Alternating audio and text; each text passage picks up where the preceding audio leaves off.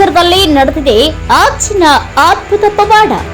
ಇಳಕಲ್ ನಗರದ ಮುರ್ತಜಾ ಖಾದ್ರಿ ದರ್ಗಾದಲ್ಲಿ ನಡೆದ ಘಟನೆ.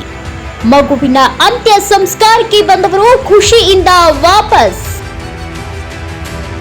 ಹೌದು, ಇಳಕಲ್ ನಗರದ ಕೊರವಾರ ಓಣಿಯ 1 ವರ್ಷದ ಬಾಲಕ ದ್ಯಾಮಣ್ಣ ಬಸವರಾಜ ಭಜಂತ್ರಿ ಯುವಕ ಕೆಲವು ತಿಂಗಳಿಂದ ಕಾಯಿಲೆಗೆ ತುತ್ತಾಗಿದ್ದ. ಪೋಷಕರು ಹಲವಾರು ಆಸ್ಪತ್ರೆಗೆ ತೋರಿಸಿ ಲಕ್ಷಾಂತರ ರೂಪಾಯಿ ಖರ್ಚು ಮಾಡಿದ್ರು. ಕೊನೆಗೆ ಬಾಗಲಕೋಟೆ ಖಾಸಗಿ ಆಸ್ಪತ್ರೆಗೆ ದಾಖಲಿಸಲಾಗಿತ್ತು. ಅಲ್ಲಿರುವ ಡಾಕ್ಟರ್ ಕೆಲವು ದಿನಗಳಿಂದ ಚಿಕಿತ್ಸೆ ನೀಡುತ್ತಿದ್ರು. ಆದರೆ ಮಗು ಚೇತರಿಕೆ ಕಾಣಲಿಲ್ಲ. ಡಾಕ್ಟರ್ ಚಿಕಿತ್ಸೆ ಫಲಕಾರಿಯಾಗದೆ ಮಗು ತೀರಿಕೊಂಡಿದೆ ಎಂದು ತಿಳಿಸಿದರು.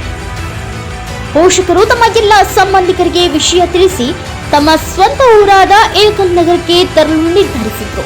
ಸಂಬಂಧಿಕರು ಮಗುವಿನ ಅಂತ್ಯ ಸಂಸ್ಕಾರಕ್ಕೆ ಆಗಮಿಸಿದ್ರು.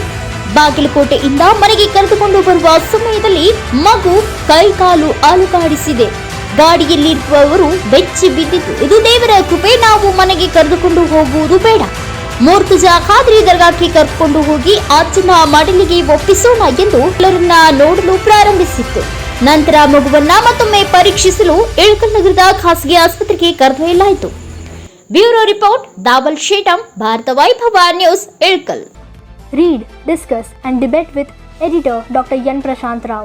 Wanted reporters in print, digital and visual media for Bharat Vaibhav Daily Newspaper, BV News Channel and BV Fast Web News from all the talukas of Karnataka. If interested, send your resume to 9482633333. Thanks for watching. Like, comment, share and subscribe to the fast growing channel BV News, Voice of the People.